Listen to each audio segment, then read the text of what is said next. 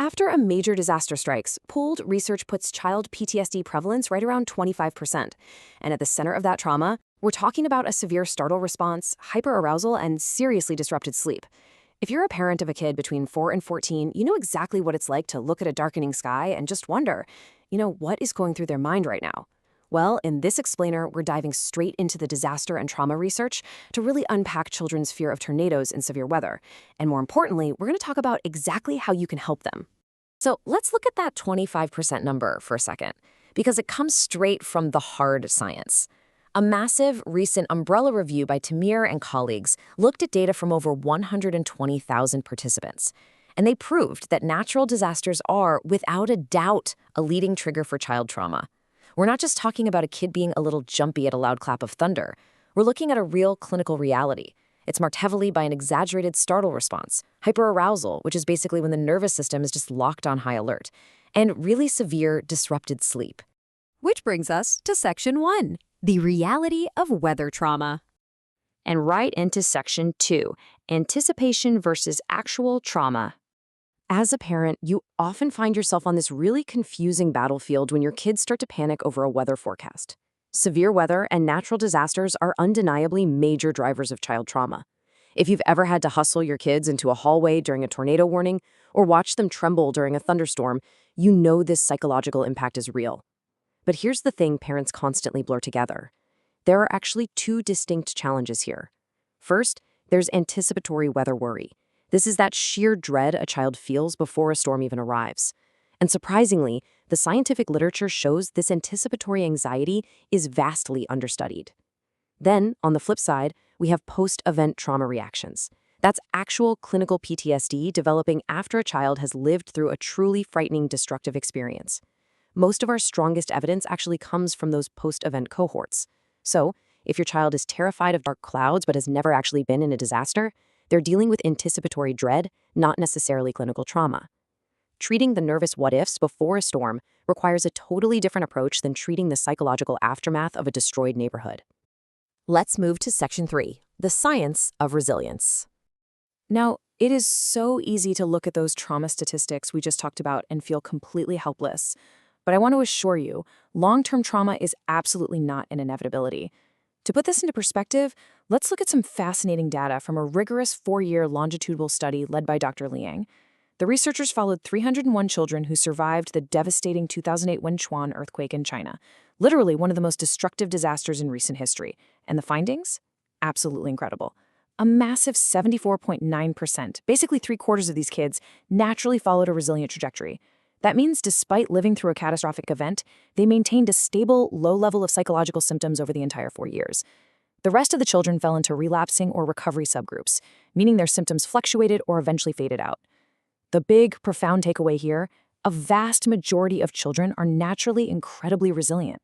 So the million-dollar question is, how do we activate that resilience? Well, findings from the Yangqing tornado cohort research, which studied adolescent survivors over 12 to 18 months, give us the answer. They found that while hyperarousal and sleep disturbance are the core symptoms of post-tornado trauma, there is an ultimate protective shield against them. And you want to know what it is? It's you. The research clearly establishes that a calm, securely attached caregiver, combined with active resilience building, are the absolute strongest buffers against lasting weather-related fear. Family-mediated coping is literally everything here. Your presence and your calm actually shield their developing brains from lasting post-disaster PTSD.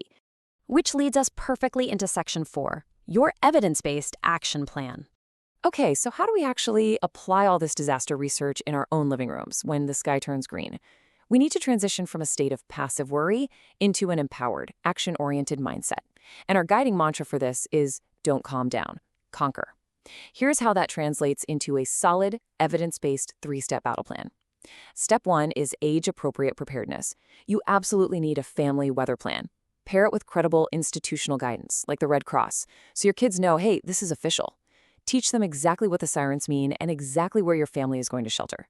Because rehearsing a known family plan converts all that helpless dread into competence and predictability. You don't want to dwell on the catastrophe.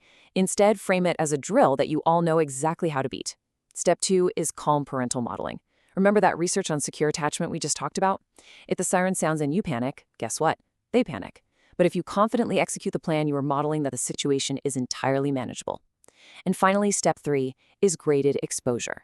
Slowly, safely introduce them to storm sounds and factual weather information, but do it when the sun is shining outside. Exposing them gradually demystifies the storm and completely takes away its power. Now, section 5, when to seek professional help.